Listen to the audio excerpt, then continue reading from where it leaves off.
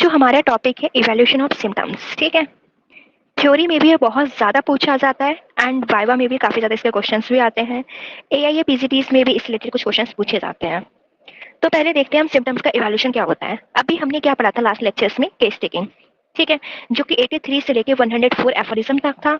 हमने पूरी उसकी केस टेकिंग की डिटेलिंग दी थी। अब हम क्या करेंगे, जो हमने केस टेकिंग की है मींस कलेक्शन ऑफ सिम्टम्स हमने निकाला है, अब उनको क्या करेंगे, डिफरेंट काइंड ऑफ सिम्टम्स को हम उनकी ग्रेडिंग देंगे, ठीक है। जितनी पेशेंट में जिसकी जितनी ज़्यादा वैल्यू होगी उसके अकॉर्डिंग हम उनको इंपॉर्टेंस देंगे और पेशेंट की क्या करेंगे, इंडिविजुअल पिक्चर को निकालेंगे। वही क्या करेगा, टोटलिटी ऑफ द केस को रिप्रेजेंट करेगा। फिर जो हमारी टोटलिटी ऑफ केस की निकल के आई है वो हम ड्रग सिम्टम्स के साथ मैच करेंगे एंड जो totality of the symptoms drug symptoms के साथ मैच करेगी वही हमारी क्या होगी, होम्योपैथिक रेमेडी होगी, ठीक है। प्रॉपर इंटरप्रिटेशन निकालते हैं, इवैल्यूएशन करते हैं सिम्टम्स का, वो ज़्यादा इंपॉर्टेंट होता है केस टेकिंग के मुताबिक, ठीक है।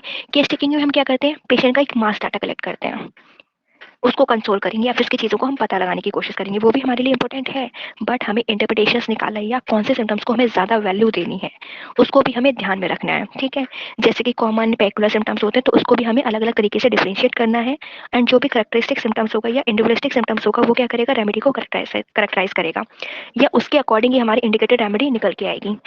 अगर totality of the symptoms case की कवर्ड हो रही है एक सिंगल मेडिसिन के साथ तो हमें कोई डिफिकल्टी फेस नहीं होती, ठीक है। हम मतलब जो टोटलिटी ऑफ द सिम्टम्स हमारी मेडिसिन के अंदर निकल के आ रही है वो हम मेडिसिन को दे देते हैं। बट अगर हमें कुछ सिम्टम्स इस रेमेडी के देखने को मिल रहे हैं, कुछ सिम्टम्स जो है अनदर रेमेडी को देखने को मिल रहे हैं, तो हमें वहां दिक्कत हो जाती है कि हम कौन सी रेमेडी को सिलेक्ट करें।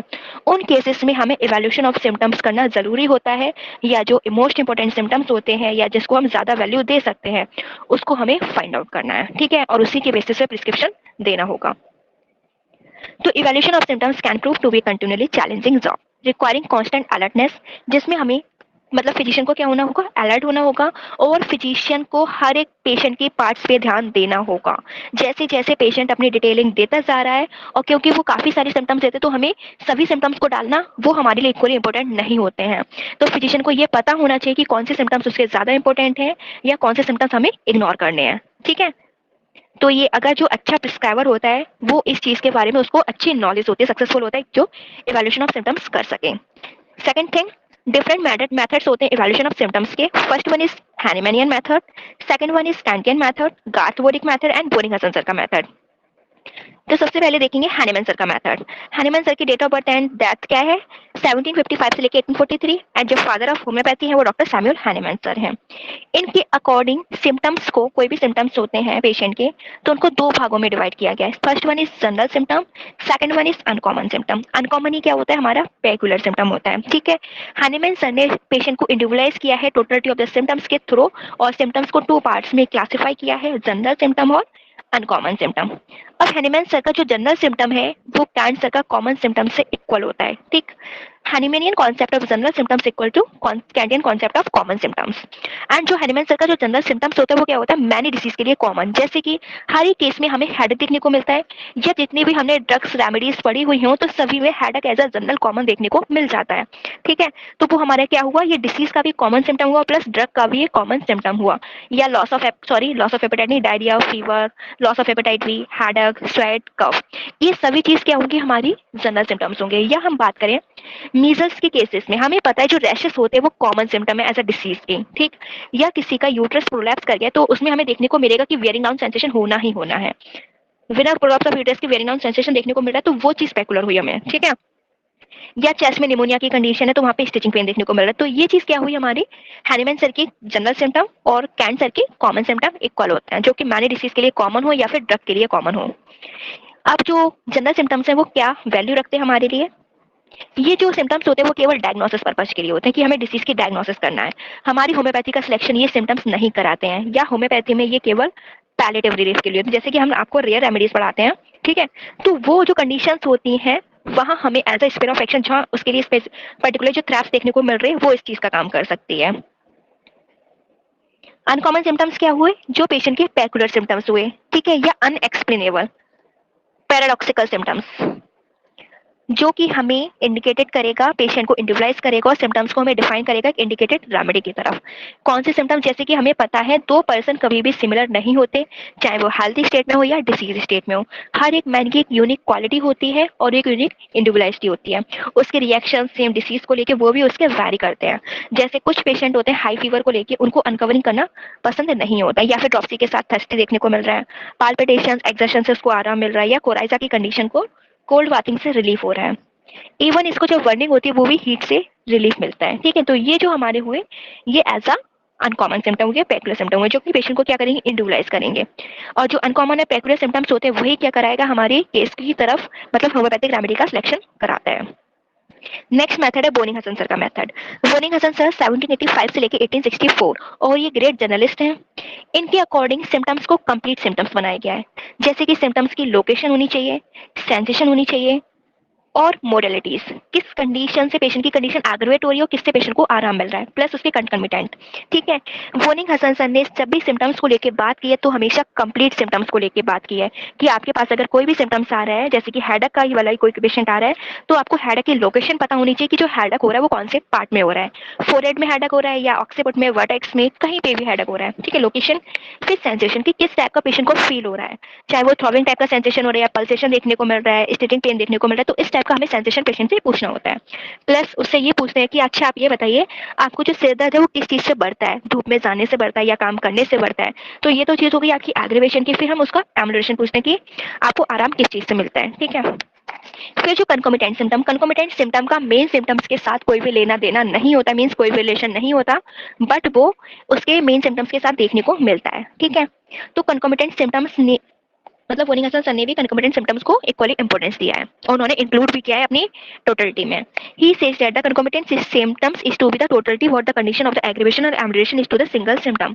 सो he analyse symptoms into LSMC, means location, sensation, modality और कंकोमिटेंट।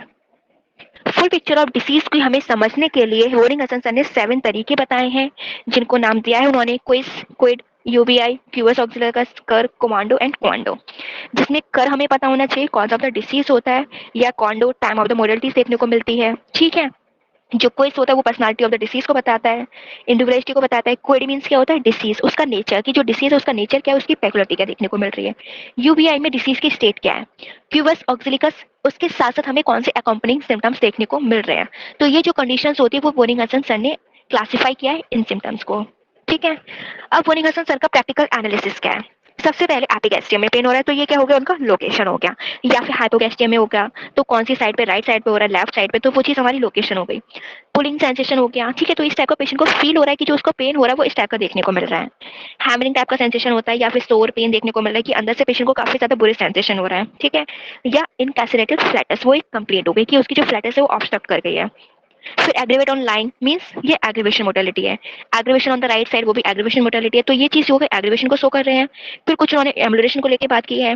फिर जो स्वेट विद एसोसिएटेड सिम्टम्स में पेशेंट को जो सिम्टम्स देखने को मिल रहा है कि उसको हेडेक हो रहा है, उसके साथ साथ स्वेटिंग भी है, तो स्वेटिंग से उसके मेन सिम्टम्स से कोई भी रिलेशन नहीं है, बट उसके साथ साथ देखने को मिल रहा है, तो वो क्या हुआ, हमें कंकोमिटेंट देखने को मिला। या पेशेंट हेडेक के साथ साथ थसलेस है या ड्राइनेस देखने को मिल रही है, तो ये चीज क्या हुई, कंकोमिटेंट सिम्टम हुई। नेक्स्ट इवैल्यूएशन ऑफ सिम्टम्स में क्या आ रहा है, कैंसर का मेथड। अब कैंसर ने किस तरीके से उसको डिफाइन किया, मीन सिम्टम्स को किस तरीके से क्लासिफाई किया है। उन्होंने ये बताया जो हैनेमैन सर का मेथड था वो काफी ज्यादा लेबोरियस था, काफी ज्यादा हार्ड वर्किंग था। ठीक है, तो मतलब उन्होंने ये बोला था कि जो हैनेमैन सर का मेथड है वो काफी ज्यादा लेबोरियस वर्क है। पेजेस और पेजेस फटिया मेडिका के देखने को मिल जाते हैं सिम्पली को फाइंड आउट करने के लिए। तो उन्होंने स्टडी ऑफ द पेशेंट्स की, ड्रग की स्टडी की, उसके बेसिस में उन्होंने इवैल्यूएशन ऑफ सिम्टम्स निकाला। और कैंट ने सर ने क्लासिफाई किया 3 मेन कैटेगरीज में, जनरल, कॉमन, पर्टिकुलर। देखते हैं, तो कैंसर की डेट ऑफ बर्थ और डेट बर्थ, उसमें क्या है 1849 और 1916, ग्रेट आर्टिस्ट है। Kent sir as disease first affect at dynamic level, हमेशा कैंसर जो मानते हैं वो डायनेमिक लेवल पे सबसे पहला अफेक्शन मानते हैं। फिर उसके बाद में बॉडी में चेंजेस आने चालू होते हैं या फिर फंक्शनल लेवल पे चेंजेस आते हैं। तो हमेशा जब भी हमें सिम्टम्स की स्टडी करनी तो विद इन आउटवर्ड, मीन्स पहले उसका इंटरनली डिरेसमेंट हुआ, फिर उसने क्या किया, आउटवर्डली रिफ्लेक्टेड पिक्चर को शो किया है। तो मैन के अंदर क्या होता है, माइंड, स्पिरिट एंड बॉडी, जो कि उसको टोटल बिहेवियर को रिप्रेजेंट करता है। क्लासिफिकेशन क्या है कैंसर की, सिम्टम्स को 3 मेन कैटेगरीज में क्लासिफाई किया है, general, common and particular. General में क्या हुआ, उनकी मेंटल और फिजिकल जनरल हुआ, एक कॉमन होता है एक पर्टिकुलर होता है। ठीक है, कॉन्सेप्ट देखेंगे कैंसर का, तो सिम्टम्स ऑफ द मैन, जो मैन को एज अ होल रिप्रेजेंट करे, वो जनरल सिम्टम्स हो गए। हैनीमैन सर के जनरल सिम्टम्स जो है वो कैंसर के कॉमन सिम्टम्स हुए, एंड फिर जो आते हैं हमारे अनपेकुलर और पर्टिकुलर सिम्टम्स जो एज अ डिसीज को रिप्रेजेंट करे, मीन्स कहाँ पे उसका पर्टिकुलर लोकेलिटी में हो रहा है, वो उसके पर्टिकुलर सिम्टम्स हो गए। ठीक है, तो एक एक करके हम बात करते हैं कि जनरल सिम्टम्स क्या होते हैं। जनरल सिम्टम्स मीन्स जितने भी सेंसेशन या सिम्टम्स को पेशेंट को हिमसेल्फ रिप्रेजेंट कर रहे हो। जैसे कि पेशेंट आके बताते हैं आई एम थर्स्टी, तो उसको प्यास लग रही है, वो एज अ जनरल सिम्टम होगा, वो एज अ हाई आई को क्या कर रहा है, रिप्रेजेंट कर रहा है।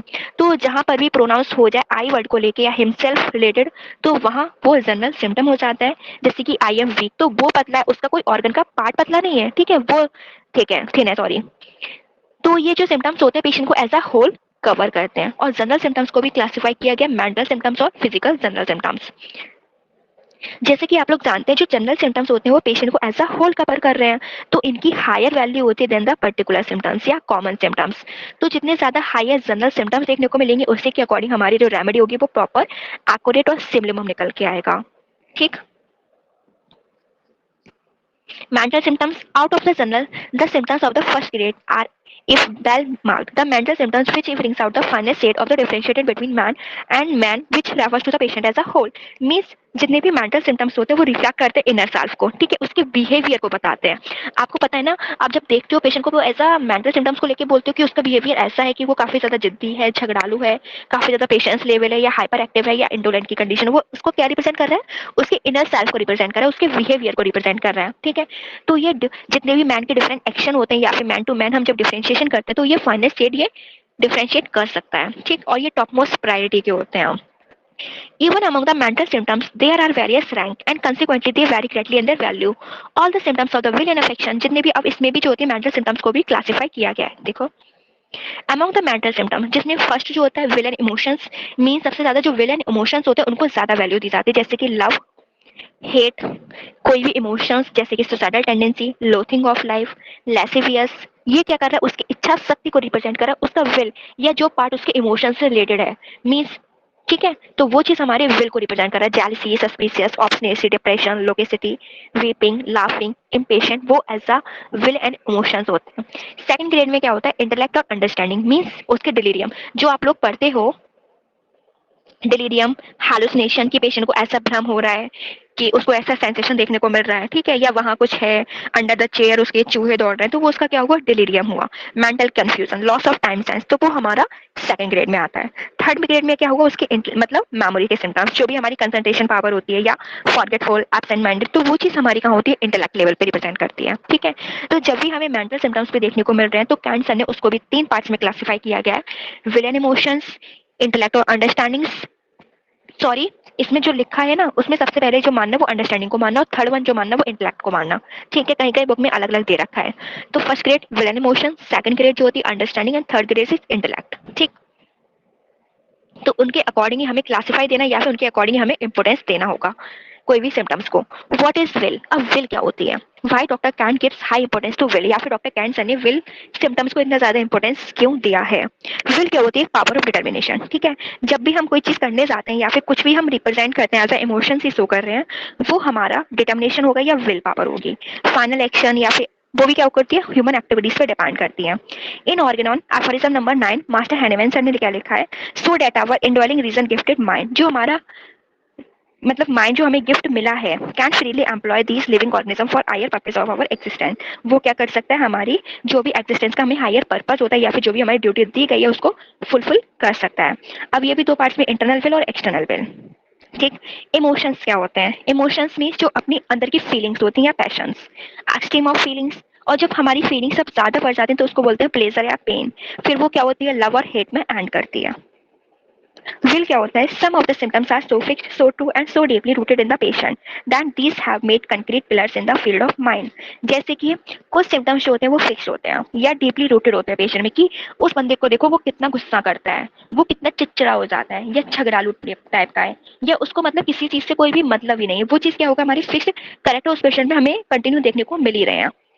Symptoms of fear and phobia, which though are rooted in the patient but no some firmly as concrete ones, and include मतलब जो fear होता है, हमें अगर अंदर से कोई भी डर बैठ गया या फोबिया बैठ गया, ठीक है, हम उसको रिमूव कर सकते हैं अपने मेंटल एक्सरसाइज के थ्रू या मेडिटेशन के थ्रू, ये फॉर्म नहीं होते हैं।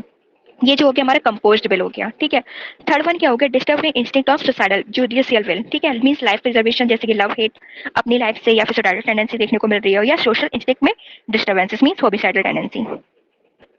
अब अंडरस्टैंडिंग क्या होती है या इंटेलेक्ट क्या होता है। इंटेलेक्ट क्या होता है, जो हम चीज को परसीव कर सकते हैं, मतलब हम तुम्हें चीज समझा रहे हैं, तो क्या चीज वो चीज तुम समझ पा रहे हो या नहीं समझ पा रहे हो, या उन चीज में कंपैरिजन कर पा रहे हो या नहीं कर पा रहे हो, ठीक है, जान पा रहे हो कि नहीं जान पा रहे हो, वो चीज क्या होगा, हमारा इंटेलेक्ट लेवल हुआ या अंडरस्टैंडिंग का लेवल हो गया। Concrete compose judicial types. Concrete means delusion, false belief या फॉल्स इंप्रेशन या ओपिनियन एज अ सिम्टम और a form of madness. Other terms होते हैं इल्यूजन, अ मिस्टेकन परसेप्शन। मतलब इल्यूजन क्या होता है, वहां पे एक रस्सी पड़ी हुई है, हमने उसको क्या मान लिया कि वो सांप है, तो वो हमारा क्या हुआ, इल्यूजन हुआ, ठीक है। Sensual perception of an external object involving as a false belief. अब हेलुसिनेशन क्या होता है, mean sensation of feeling without an object. मतलब वहां पे कोई चीज नहीं है तब भी हम फील करें, जैसे कि हेलुसिनेशन नहीं होता आपको ऑडिबल, ठीक है, या फिर कोई भी स्मेल का। हमें मतलब किसी किसी लोगों को इतना ज्यादा हेलुसिनेशन हो जाता है कि उसको किसी भी चीज की स्मेल आ जाती है, जबकि वहाँ पे अदर बंदे प्रेजेंट होते हैं तो उनको इस चीज की कोई भी स्मेल नहीं होती, या फिर उनको कुछ कान में आवाजें सुनाई दे रही होती है, बल्कि अदर पर्सन को वहाँ कुछ नहीं सुनाई देता, तो वो क्या हो गया, हेलुसिनेशन हो गया, ठीक है। एक परसेप्शन एक्सटर्नल ऑब्जेक्ट का बट एक्चुअली वो प्रेजेंट नहीं है, या imagination. Compose type means delirium में जो भी कंप्लेंट्स देखने को मिल रही हूँ। जुडिशियल टाइप के mental activities elements from mental exertion या एंगोइस क्लेरोवाइंस। कंक्रीट मेमोरी में क्या हो गया, जैसे कि हमने बताया था, एब्सेंट माइंडेड की चीजें भूल जाना, मिस्टेक करना, या कोई भी आंसर देने में हम गलती कर रहे हैं, पावर ऑफ कंसंट्रेशन, कोई चीज जो है हम कर नहीं पा रहे, कैपेसिटी टू वर्क, या स्पीच का ऑर्डर डिफिकल्टीज देखने को मिल रहा है। अब बात आती है हमारी फिजिकल जनरल को लेके। फिजिकल जनरल क्या होता है, फिजिकल जनरल क्या होता है, जो फिजिकल बॉडी को रिप्रेजेंट करे, ठीक है, एज अ होल। जैसे कि आई एम थर्स्टी, वो हमारा क्या हो गया, फिजिकल जनरल हुआ। with regard to various circumstances are known as physical general symptoms, जैसे कि amongst physical general constitutional type देखने को मिलती हैं, जनरल मोडलिटीज भी हमें देखने को मिलती हैं, side affected discharges, menses, sleep, pain, sensation, certain objective aspect, ठीक है, ये सब हमारे जनरल सिम्टम्स में आते हैं। कोई भी जनरल मोडलिटी देखने को मिल रही है कि पेशेंट को एज अ होल किस चीज से आराम मिल रहा है, किस चीज से उसको एग्रीवेशन हो रहा है, कौन सी साइड उसकी ज्यादा अफेक्टेड है, कौन सी साइड उसकी लेस अफेक्टेड है, या जो डिस्चार्जेस होते हैं नॉर्मली। मेंसेस भी हमारा फिजिकल जनरल में आता है। स्लीप, कोई भी पेन सेंसेशन पूरी बॉडी में देखने को मिल रहा है, ठीक है। प्रैक्टिकल एनालिसिस कैंसर का क्या है, पेशेंट इज साई, ये क्या हुआ, मेंटल जनरल कैरेक्टरिस्टिक सिम्टम हुआ। या पेशेंट इंडोलेंट है, तो वो भी क्या हुआ, हमारा पेशेंट का मेंटल जनरल कैरेक्टरिस्टिक्स हुआ। चीजों को समझना, अब पेशेंट को क्या है, स्वीट से अवर्जन है, स्वीट्स क्या है, हमारा फिजिकल जनरल आ रहा है, ठीक है। Thirst for large quantities of the water means physical general characteristics है।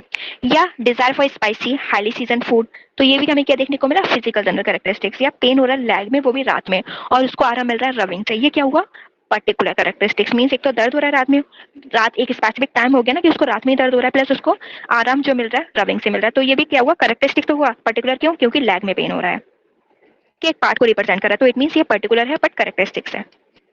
कॉमन सिम्टम्स क्या होते हैं जो कि मैनी डिसीज के लिए कॉमन हो, headache, fever, diarrhoea, loss of appetite. अब नेक्स्ट जो हमारा थर्ड टाइप है कैंसर का, सबसे पहले क्या था, हमने जनरल सिम्टम पढ़ा था, सेकंड वन हमने कॉमन सिम्टम पढ़ा था, थर्ड वन जो हम पढ़ रहे हैं पर्टिकुलर सिम्टम पढ़ रहे हैं। पर्टिकुलर सिम्टम क्या होता है, ये जो सिम्टम्स होते हैं वो particular part of the body को रिप्रेजेंट करते हैं। जैसे कि अब इनको भी तीन टाइप्स में डिवाइड किया गया कि हाई ग्रेड पर्टिकुलर कौन होगा, सेकंड ग्रेड पर्टिकुलर कौन होगा, या थर्ड ग्रेड पर्टिकुलर कौन होगा, ठीक है। देखो एक एक करके, दोज दैट आर रेयर और अनयूजुअल। हाई ग्रेड पर्टिकुलर उन सिम्टम्स को माना गया जो रेयर हो, या फिर हमें उस चीज में अनयूजुअल देखने को मिल रहा है, मीन्स पेशेंट को इन्फ्लामेशन है, वहां पे सूजन है, बट उसको कोई भी पेन नहीं हो रहा, तो ये जो सिम्टम है वो रेयर है, ठीक है। या पेशेंट को थर्स्ट लग रही है बट उसको फीवर नहीं है, या स्किन में इचिंग हो रही है बट कोई भी इरप्शंस नहीं है, ठीक है, तो वो चीज क्या हुई, हमारी रेयर और अनयूजुअल सिम्टम्स देखने को मिल रहा है, जो कि हाई ग्रेड पर्टिकुलर में जाते हैं। Second one is second grade particular. Second grade particular में एक मार्क्ड मोडलिटीज होती हैं, ठीक है, कि हमें इस चीज से दिक्कत हो रही है, उस चीज से उससे आराम मिल रहा है, तो ये क्या होगा हमारा सेकंड ग्रेड पर्टिकुलर में। और थर्ड ग्रेड पर्टिकुलर जो कि हमें कोई भी एप्रिशिएट मोडलिटीज भी देखने को नहीं मिल रही है, कॉमन होते हैं मैनी रेमेडीज की प्रोबिंग में, मैनी डिसीज कंडीशंस के लिए भी कॉमन हो रहे हैं, केवल ये किसका रोल कर रहा है, डायग्नोस्टिक पर्पस के लिए, बट प्रिस्क्राइबिंग के लिए इनकी लिस्ट इंपॉर्टेंस है, ठीक है। डॉक्टर एलिजाबेथ ने क्या लिखा है, doctor Elizabeth Wright has given a practical solution to his this problem as soon as the case is taking. पहले हमने क्या पार्ट किया, केस टेकिंग का पार्ट किया, ठीक है। And physician sit down to study it, अब उसको फिजिशियन क्या कर रहा है, रीड कर रहा है। He will find it useful to run down the list of symptoms and mark with M opposite mental, P opposite physical general, PA opposite particular, ठीक है। तो उन्होंने क्या किया, अब वो सब चीज को सिम्टम्स को क्लैरिफाई करते हैं कि कौन सा सिम्टम्स मेंटल का है, कौन सा सिम्टम फिजिकल का, कौन सा सिम्टम पर्टिकुलर का है। तो उन्होंने इस सिम्टम्स को इस चीज से अल्फाबेट से रिप्रेजेंट किया गया है कि जो हमें अपोजिट मेंटल सिम्टम्स देखने को मिल रहा है उसको एम से रिप्रेजेंट करना, पी से देखने को मिल रहा है तो फिजिकल जनरल है, और पी ए जो है वो अपोजिट पर्टिकुलर है, ठीक है। ही में अंडरलाइन एनी पैकुलर सिम्टम्स, या फिर कोई भी पैकुलर सिम्टम्स देखने को मिल रहा है जो कि उस पेशेंट को क्या कर रहा है, इंडिविजुअलाइज कर रहा है अदर पेशेंट से, तो उसको अंडरलाइन कर लिया रेड से। ठीक है, this work is very useful for beginner, जो विगनर प्रैक्टिशनर्स होते हैं अगर वो इस तरीके से काम कर रहे हैं तो उनके लिए बहुत ज्यादा ईजी बन जाता है। But it can prove equally beneficial to all the practitioners, और सभी प्रैक्टिशनर्स के लिए ये यूजफुल हो जाएगा। मीन्स जब भी हम उस सिम्टम्स को देखेंगे फिर तो हमारी तुरंत नजर पड़ जाएगी कि हाँ, हमने इस सिम्टम को एम नाम दिया, इस सिम्टम को हमने पी नाम दिया और इस सिम्टम को पी ए नाम दिया है, और जो हमें पैकुलर मोडालिटीज के साथ देखने को मिल रहे हैं उसको हमने अंडरलाइन कर लिया। ठीक, तो ये चीज जो है वो अच्छी चीज है। जैसे कि आप लोग बुक पढ़ते हैं तो नोट्स में चीजों को अंडरलाइन करते हैं, जो चीज आपको मतलब अलग कर रही है, जो चीज आपको याद रखनी है, जो इंपॉर्टेंट है, उस चीज को क्या करते हैं आप अंडरलाइन करके चलते हैं, तो वही चीज है इसमें भी।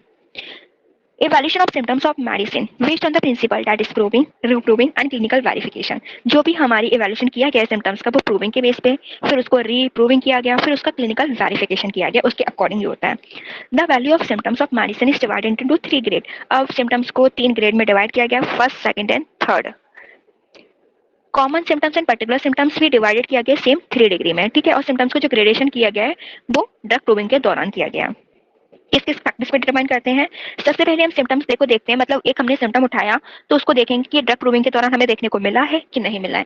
सेकंड चीज, जब फिर से उसको रीप्रूविंग की गई किसी अदर पर्सन में, फिर वो कंफर्म हुआ है या नहीं हुआ है।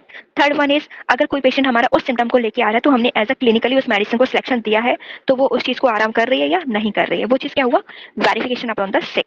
तो फर्स्ट क्या करेंगे हम, recording of the,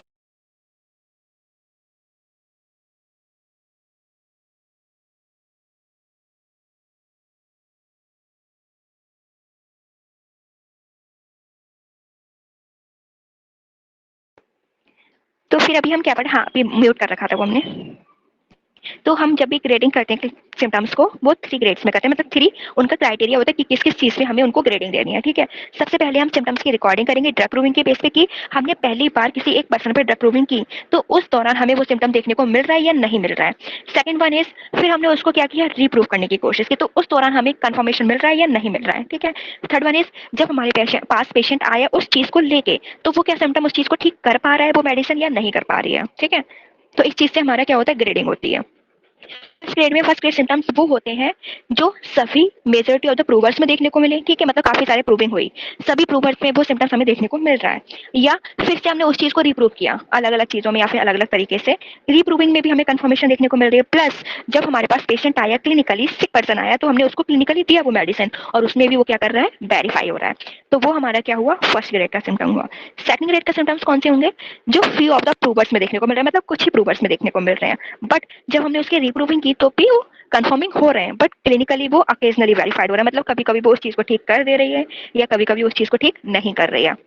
third grade क्या होगा, जो अपियर होंगे, मतलब कभी प्रूफ हो रहे हैं कभी नहीं हो रहे हैं, अकेजनली प्रूफ हो रहे हैं, बट ये रीप्रूविंग के दौरान देखने को नहीं मिलेगा, और ये सिक के दौरान, मतलब जब भी पेशेंट आता है क्लिनिकली सिक पर्सन आता है तो उस दौरान ये वेरीफाइड होता है, बट रीप्रूविंग में देखने को नहीं मिलते। ठीक है, तो फर्स्ट ग्रेड जो तीनों क्राइटेरिया को फुलफिल करे, सेकंड ग्रेड जो कि अकेजनली हो या फिर फ्लू प्रूवर्स में देखने को मिल रहा हो, थर्ड ग्रेड इज जिसमें रीप्रूविंग में देखने को नहीं मिल रहा है, और जब भी हमने प्रूविंग की तो कभी हो रहा है कभी नहीं हो रहा है, तो वो चीज हमारा first second and third grade में आता है।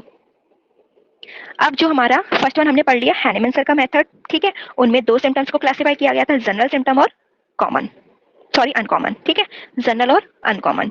फिर हमने पढ़ा था second one is Boenninghausen sir का मेथड, जिसमें 7 टाइप्स में क्राइटेरिया दिए थे, क्वेस, क्वेड, क्यूबीआई, क्यूबस ऑक्सिलिकस, कर, क्वांडो एंड क्वांडो। ठीक है, फिर हमने बोरिंग हसन सर में एक और चीज देखी थी, क्या, सिम्टम्स को कंप्लीट करना, location, sensation, modalities and concomitant. Third हमने पढ़ा था कैंसर का मेथड। कैंसर में क्या था, जनरल सिम्टम, कॉमन सिम्टम और पर्टिकुलर सिम्टम। जो कैंसर का कॉमन सिम्टम है वो हैनिमैन सर का क्या होगा, जनरल सिम्टम हो गया। ठीक है, हैनिमैन सर ने जनरल सिम्टम किस चीज को बोला, जो मैनी डिसीज में कॉमन हो, या हमें मतलब जो भी ड्रग में कॉमन देखने को मिला, जैसे कि हेडेक हो गया, फीवर, लॉस ऑफ एपेटाइट, वो हमारा कॉमन हो गया और हैनिमैन सर का जनरल सिम्टम हुआ। जबकि कैंसर का जनरल सिम्टम जो कि एज अ होल को रिप्रेजेंट करे, मीन्स आई उसका प्रीफिक्स होना चाहिए जो कि एज अ होल को रिप्रेजेंट कर रहा है, जैसे कि आई एम थर्स्टी, तो पेशेंट थर्स्टी उसका कोई पार्ट थर्स्टी नहीं है। ठीक है, अब फोर्थ क्राइटेरिया इज गार्थबोरिक सर, उनके अकॉर्डिंग क्या है, तो गार्थ वोरिक सर के मेथड ऑफ इवोल्यूशन क्या है, उन्होंने ड्रग पैथोजेनेसिस देखी थी और अपनी नॉलेज को प्रैक्टिकल मैनर में अप्लाई किया था। सिम्टम्स को उन्होंने 2 टाइप्स में क्लासिफाई किया है, बेसिक और एब्सोल्यूट सिम्टम और डिटर्मिनेटिव सिम्टम। ठीक, याद रखना बेसिक और एब्सोल्यूट और डिटर्मिनेटिव सिम्टम। जो बेसिक सिम्टम्स होंगे या एब्सोल्यूट सिम्टम्स होंगे वो हर प्रूविंग में देखने को मिलेंगे या फिर हमें मोस्ट ऑफ द डिसीजेज में देखने को मिलेंगे, जैसे कि हमने कैंट का कॉमन देखा था और हैनीमैन सर का जनरल देखा था। And of general nature usually diagnostic importance आ गया, जो हमें मर्निंग डिसीज में कॉमन देखने को मिल रहा है या फिर हर प्रूविंग में देखने को मिल रहा है, वो केवल डायग्नोस्टिक पर्पस के लिए है, जैसे कि malaise, headache, weakness, anorexia, irritations, fever, pain. Second thing is determinative symptom. Determinative क्या होता है? जो इंडिविजुअल सिम्टम्स होते हैं या पर्सनल वंस होते हैं। पेशेंट को ऐसा करेक्टराइज करें उसके की नोट या गाइडिंग सिम्टम्स, ठीक है। जो डिटर्मिनेटिव सिम्टम्स होते हैं वो हमारा कंसिस्ट करता है मॉडलिटीज को, मेंटल सिम्टम्स, क्वालिफाइड बेसिक और एब्सोल्यूट सिम्टम, या कोई भी हमें स्ट्रेंज, रेयर, पैक्युलर सिम्टम्स देखने को मिल रहे हो। ये जो सिम्टम्स होगा वो होम्योपैथिक रेमेडी का सिलेक्शन कराएगा। तो हमने इवैल्यूएशन ऑफ सिम्टम्स में क्या देखा? ग्रेडिंग देखी। ग्रेडिंग होती है सिम्टम्स की अकॉर्डिंग टू देयर हायरार्की या अकॉर्डिंग टू देयर वैल्यू, ठीक है। फिर हमने 4 तरीका देखा, हैनीमैन सर का कॉन्सेप्ट, वोनिंग-हसन सर का concept, third one is Kent sir का concept and fourth one is Garth Boericke sir का कॉन्सेप्ट। कैंट सर ज्यादा लेंथी था। फिर हमने कैंट सर में जनरल, कॉमन, पर्टिकुलर देखा था, उसमें जनरल में भी फिजिकल जनरल और मेंटल जनरल। मेंटल जनरल में भी विल एंड इमोशंस, अंडरस्टैंडिंग और इंटेलेक्ट को देखा था। फिर हमने उसके फिजिकल जनरल को देखा था, ठीक है। और कैंट सर ने किसको रिप्रेजेंट किया कि जो डिसीज होती है वो डायनेमिक प्लेन पे होगी, फिर वो आउटवर्डली रिफ्लेक्टेड होगी। तो सबसे पहले हमें जनरल सिम्टम्स को इंपॉर्टेंस देना है और उसमें भी मेंटल सिम्टम्स को, ठीक है, क्योंकि जब भी हमारे रेजमेंट होता है तो सबसे पहले वो विल को अफेक्ट करेगा, उसके बाद वो आउटवर्डली रिफ्लेक्ट होगा। तो मेंटल सेगमेंट में भी हमें विल एंड इमोशंस को ज्यादा इंपॉर्टेंस देनी है, फिर अंडरस्टैंडिंग्स को, ठीक है, फिर इंटेलेक्ट को। तो ये चीज आज आपकी हो गई। और फिजिकल जनरल्स में उसकी कोई भी सिम्टम्स जैसे कि सेक्सुअल डिजायर हो गई, डिजायर्स एंड अवर्जन कोई भी पर्टिकुलर फूड को लेके, एपेटाइट, सेक्सुअल डिस्टर्बेंसेस, ठीक है, या एपेटाइट, थर्स्ट, या पेशेंट एक्सटर्नल स्टिमुलाई के लिए कैसा है, चिली है, हॉट है, स्पेसिफिक एक्शन उसके। और एक और चीज होती है आपको नहीं बताया था, जैसे कि अगर कुछ हमें पर्टिकुलर सिम्टम्स, जैसे कि हमें हेडेक में भी सेम टाइप ऑफ पेन देखने को मिल रहा है, सेंसेशन स्टिचिंग पेन। फिर हमने उसका एपिगैस्ट्रियम का पार्ट पूछा, स्टमक का पार्ट देखा, उसमें भी हमें स्टिचिंग पेन देखने को मिला। फिर हमने एक्सट्रीमिटीज में पूछा तो पैरों में भी उसका स्टिचिंग पेन हो रहा है। तो ये अगर कोई भी सिम्टम वो एक से ज्यादा ऑर्गन्स को रिप्रेजेंट कर रहा है तो वो एज अ होल को डिफाइन करेगा, ठीक है। ये चीज बताना चाह रहे थे। फिर हमने पर्टिकुलर सिम्टम्स में high grade, second grade, third grade देखा था, ठीक है।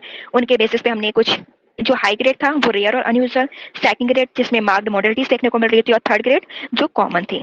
फिर हमने क्या देखा था? बस सिम्टम्स का इवैल्यूएशन देखा था कि जब भी हमारे पास पेशेंट आता है तो मेडिसिन को हमें कैसे इवैल्यूएशन करना है, means first grade, second grade and third grade, किस किस क्राइटेरिया के through, recording of the drug proving, ठीक है, कंफर्मेशन और वेरिफिकेशन। ये चीज देख चुके थे कार्थ-बोरिक सर का, जो कि बेसिक और एब्सोल्यूट और डिटर्मिनेटिव, ठीक है।